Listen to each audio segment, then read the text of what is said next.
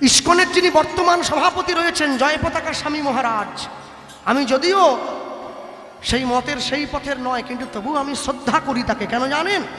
তিনি যেদিন প্রথম ভারতবর্ষে এসেছিলেন না, দমদম বিমানবন্দর এরোপ্লেন থেকে নামার সময় পায়ের চপ্পলটা খুলে কর্মচারীর হাতে দিয়ে দিয়েছেন। এত বড় মানুষ, তিনি আমেরিকার থেকে কত বড় শিক্ষিত, multi millionaire person, the well educated person, the great human being. সাংবাদিকরা এসে তার সামনে ক্যামেরা ধরে প্রশ্ন করছে, স্যার আপনি এত বড় শিক্ষিত মানুষ হয়ে ইসকনের প্রেসিডেন্ট হয়েছেন, কিন্তু জুতোটা কেন খুলে দিলেন? তিনি উত্তর দিচ্ছেন, শোনো, যে ভারতবর্ষের মাটিতে আমার চৈতন্য মহাপ্রভুর চরণের ধুলি লেগে আছে, আমি কত বড় মূর্খ, সেই ভারতবর্ষে প্রথম পা দেব তাও আবার জুতো পরে? এর শিক্ষা তো আমি শিখি নাই। জুতো খুলে মাটিতে নেমেছেন, প্রণাম করছেন ভারতবর্ষের মাটিকে, প্রণাম করছেন ভারতবর্ষের জননীগণকে। শোনো মা, তোমরা রামের জন্মদাত্রী, তোমরা কৃষ্ণের জন্মদাত্রী, তোমরা মহাপ্রভুর জন্মদাত্রী, তোমরা বিনয় বাদল দীনেশের জন্মদাত্রী, তোমরা সুভাষচন্দ্র বসুর জন্মদাত্রী। 6টা গুলি বুকে খেয়েও দেশের পতাকা মাটিতে পড়তে দেয়নি সেই মাতঙ্গিনী হাজরার দেশ ভারতবর্ষ। সেই দেশের মানুষ তোমরা। ভগবানের নিন্দা শুনো না, ভগবানের অপমান শুনো না। এতে নিজেকে ছোট করা হয়, সমাজকে ছোট করা হয়, নিজের মাতৃসত্তাকে অপমান করা হয়। ডক্টর মহানম্বত ব্রহ্মচারীকে আমেরিকার লোক প্রশ্ন করেছিল, আপনি কেমন দেশের মানুষ যে দেশের মানুষ ল্যাংটো মেয়েকে পুজো করে? হ্যাঁ, আমি আসার সময় দেখলাম মা দাঁড়িয়ে আছে আসনে। কেমন তোমরা সন্তান, মা তোমাদের সামনে ল্যাংটো হয়ে দাঁড়িয়ে আছে, তোমরা সেই মাকে পুজো করছো? এই নাকি তোমরা ভারতবাসী? মহানম্বত ব্রহ্মচারীজি উত্তর দিয়েছেন, শোনো, মায়ের অগণিত সন্তান, কোটি কোটি সন্তান, শত্রুরা বারবার ছুটে যায় সন্তানকে আক্রমণ করার জন্যে, মা সব সময় ব্যস্ত হয়ে আছে নিজের সন্তানকে রক্ষা করার জন্যে। মা যখন সন্তানকে বাঁচাবার জন্য ছুটে যায়, মায়ের পোশাকের কোনো হিসেব থাকে না। আমি কি পরে আছি, মেকআপ কত সুন্দর, আমার দেহ কত সুন্দর, এটা নয়। আগে তার সন্তানের জীবন তার কাছে দামি। মনে রাখবেন, সেই ভারতবর্ষের মানুষ আপনারা কোনোদিন ভারতবর্ষের মানুষকে ছোট হতে দেবেন না, অপমান দেবেন না, প্রতিবাদ করবেন। কেন করছ, কি জন্য করছ, কি ক্ষতি করেছে ভারতবর্ষের মানুষ?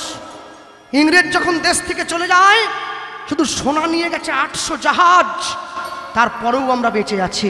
আমাদের সংস্কার আমাদের বাঁচিয়ে রেখেছে, আমাদের ধর্মগ্রন্থ আমাদের বাঁচিয়ে রেখেছে, আমাদের শিক্ষা আমাদের বাঁচিয়ে রেখেছে। ঐতিহাসিক 22শে জানুয়ারি অযোধ্যায় 500 বছরের লড়াইকে কেন্দ্র করে আমরা রামচন্দ্রকে আসনে বসিয়ে দিয়েছি। জগৎবাসী আবার বুঝে নিয়েছে, ভারত আবার জগৎ সভায় শ্রেষ্ঠ আসন লবে। সেই দেশ ভারতবর্ষ, সেই দেশ ভারতবর্ষ। আমেরিকার বিখ্যাত লেখক ডেভিড উইলি তিনি বলেছিলেন, যখন পুরো বিশ্বের মানুষ নিরক্ষর ছিল, তখন ভারতবাসী বেদ লিখেছিল। এখন সারা বিশ্বের মানুষ কাপড় পরতে জানতো না, ভারতবর্ষের মানুষ তাদের কাপড় পরা শিখিয়েছে। তোমরা সেই দেশের মানুষ। হে বঙ্গ ভাণ্ডারে বিবিধ রতন, তা সবে অবদ আমি অবহেলা করি। পরধন লোভে মত্ত করিনু ভ্রমণ, পরদেশে ভিক্ষাবৃত্তি কুক্ষণে আচরি। কাটাইনু বহুদিন সুখ পরিহরি।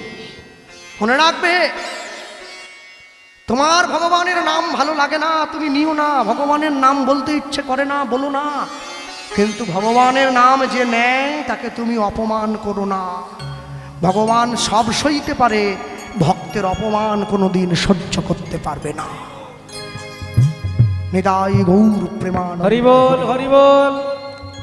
ভক্তমণ্ডলী মায়েরা, নিতাই চাঁদ ছুটে গিয়েছে। শোনো আস্তে, এই যে এত চিৎকার করে কথাগুলো বললাম তোমাদের সামনে, এত ঘাম ঝরল, আমার চিৎকারটা শুধুমাত্র করে গেছি নিজের জন্য নয়, যাতে তোমরা তোমাদের আসল স্বরূপটা চিনতে পারো সেই জন্য। শুনলে হবে না, নিজের জীবনে পালনও করবে। নিজের জীবনে পালন করবে। কেন? দেবাদিদেব মহাদেবকে দেখেছো কি পরে আছে? বাঘছাল, গায়ে কোনো জামা নেই, হাতে শিঙা, এক হাতে ত্রিশূল, সাপ গোটা গায়ে জড়ানো। বলো, তোমরা যখন টিভির পর্দায় নায়িকাকে দেখো, ভালো ভালো নায়িকা যারা, দীপিকা পাডুকোন, ঐশ্বর্য রায়, কত সুন্দর পোশাক পরে, ভালো ভালো ড্রেস পরে, নেচে বেড়ায়, গেয়ে বেড়ায়। বলো তো, সকালবেলা ঘুম থেকে উঠে যখন মায়েরা কাজে যায়, বাবারা যখন ব্যবসায় যায়, নায়িকার ছবিতে প্রণাম করো না মহাদেবের ছবিতে প্রণাম করো? প্রণামটা মহাদেবের ছবিতে করা হয়। কেন? ভারতবর্ষের মানুষ শিক্ষা দিয়েছে গোটা জগৎকে, ভারতবর্ষের মানুষ ভোগকে ভালোবাসে না, ত্যাগকে ভালোবাসে। মহাদেব তার প্রতিচ্ছবি, ত্যাগের প্রতীক। বাঘছাল দেখলে হবে না। হ্যাঁ, আবার প্রশ্ন দিচ্ছে, বাঘছাল কি পচেনি? পতিত কোথাকার। হ্যাঁ, ওরে এই চোখ দিয়ে দেখিস নি, একটু এই চোখ দিয়ে দেখ। হ্যাঁ, বর্ধমানের বংশীবাবু বিরাট বড় বাড়িতে বিরাট বড় ব্যবসা বসাল, সভ্য সভ্য। তাই এই চোখ দিয়ে দেখলে হবে না, এই চোখ দিয়ে দেখতে হবে, তবে তো বুঝবি। হ্যাঁ, মনে রাখবেন, কোনো কিছুর বিনিময়ে কোনো কিছুকে ত্যাগ করবেন না। হ্যাঁ, ভক্তমণ্ডলী, ভক্তিমতী মায়েরা, নিতাই চাঁদ ছুটে গিয়েছে, সূর্যদাস পণ্ডিতকে বলছে, মেয়েটার দেহটা নামাও, নামাও। সূর্যদাস, প্রভু তুমি এসেছো, আসবো না? তুমি আমায় দুঃখ দিয়েছো তো কি হয়েছে? মেরেছ কলসির কানা, তা বলে কি প্রেম দেব না? ছুটে এসেছে। কি বলছে দেখুন, আজকে নিত্যানন্দ প্রভুর জন্মদিনে আপনারা শুনলেন এই কথা। কত বড় করুণার ঠাকুর দেখুন, কি বললো জানেন? সূর্যদাস পণ্ডিতকে বলছে, সূর্যদাস, আমি যখন তোমার মেয়েকে বিয়ে করতে গিয়েছিলাম তখন ও বেঁচে ছিল, তুমি তো ওকে দাওনি আমায়, কারণ আমার তো নিজের থাকার জায়গা নেই, তোমার মেয়েকে কোথায় রাখবো, এজন্য দাওনি। মরা মেয়েটাকে নিয়ে কি করবে? কেন প্রভু, শ্মশানে পুড়িয়ে দেবো। আমি বলছিলাম কি, মরা মেয়েটার সঙ্গে আমার বিয়ে দেবে? এই হচ্ছে নিতাই চাঁদের মহিমা, এই হচ্ছে নিতাই চাঁদ। মেয়েটা বেঁচে ছিল, আমায় দিলে না, মরাটার সঙ্গে দাও না। সূর্যদাস পণ্ডিত ছুটে গিয়ে নিতাই চাঁদের চরণটা জড়িয়ে ধরে কি বলছে? গোস্বামী পাদ লিখলেন, একেলাই আসো নাই মোরে করিতে উদ্ধার, এবে উদ্ধার করিবে তুমি মোর পরিবার, মোর পরিবার। সবে মিলে তোমার চরণে দিব গড়াগড়ি, গড়াগড়ি।